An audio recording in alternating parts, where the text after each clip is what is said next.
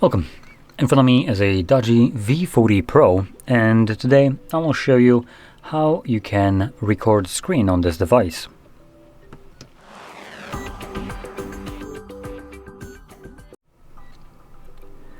So, to get started, you will want to swipe down from the top of your screen, just quickly checking it, top right side to be more specific, as there is a separation between toggles and the notifications. And in here, we're looking for the screen recorder.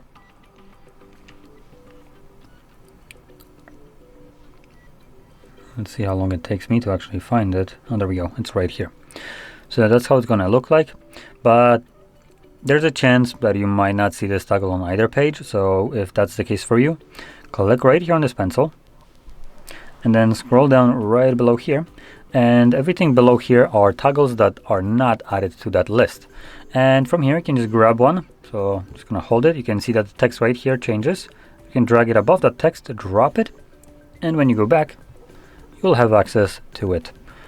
So anyway, once you see the screen recorder here, you can tap on it and this will bring up this window. So start recording, and we have the option for recording audio.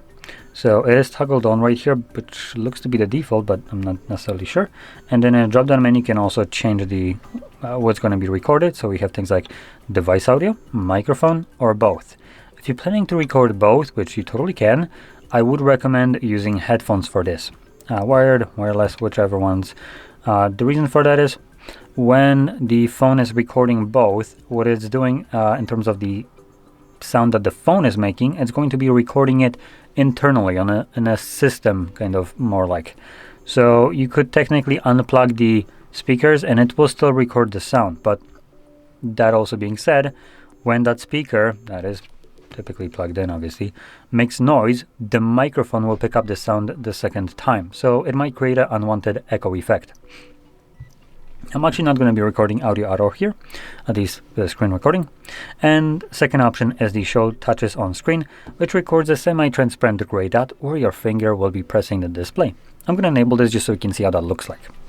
Next we're going to click on start, and this begins a 3-second countdown and then begins recording with a notification. There we go.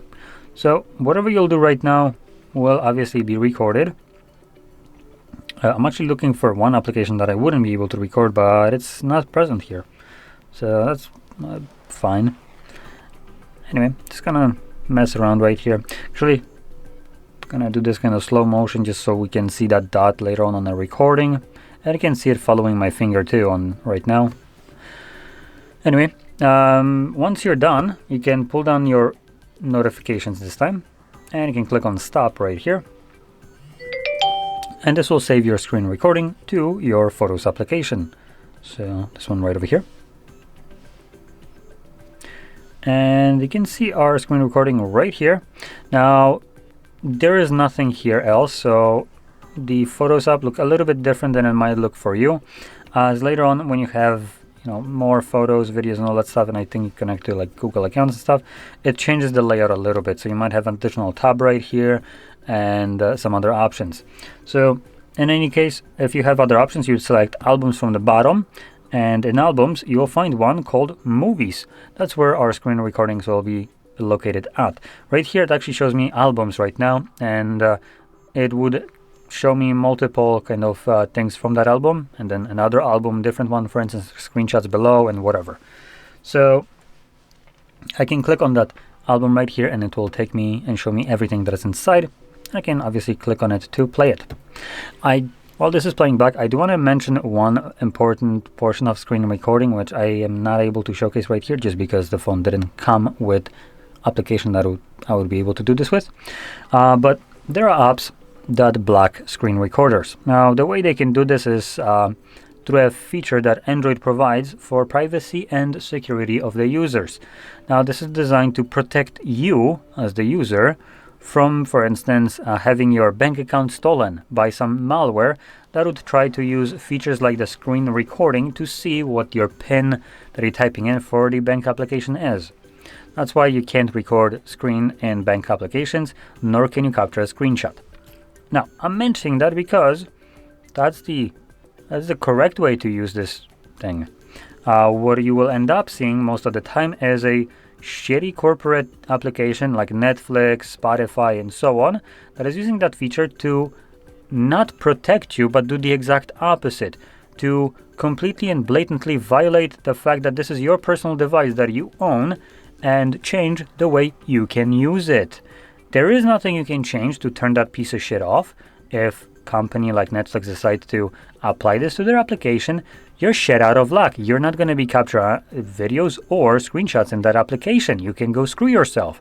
That's basically a general gist of it, what the Netflix wants you to do. And because I completely consider this to be absolutely unacceptable, especially when you have never agreed to terms of service or use, never installed the application yourself, most of the time as this garbage comes pre-installed with devices, for the most part, not this one.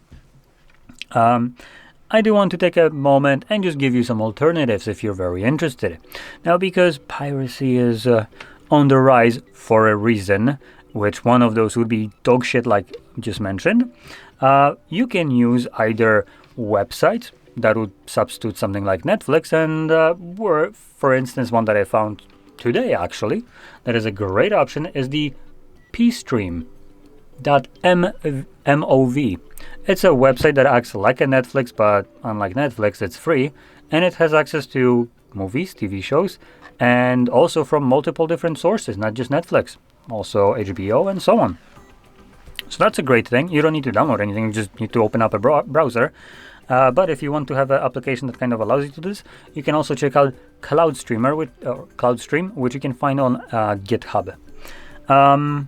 Alternatively, for YouTube as an example and music, you can use something like YouTube Revanced. Anything Revanced, you should find this, what I'm talking about, and this will be a great alternative to enshittification of everything that you used to be able to use without much of a problem, without the bullshit ads everywhere.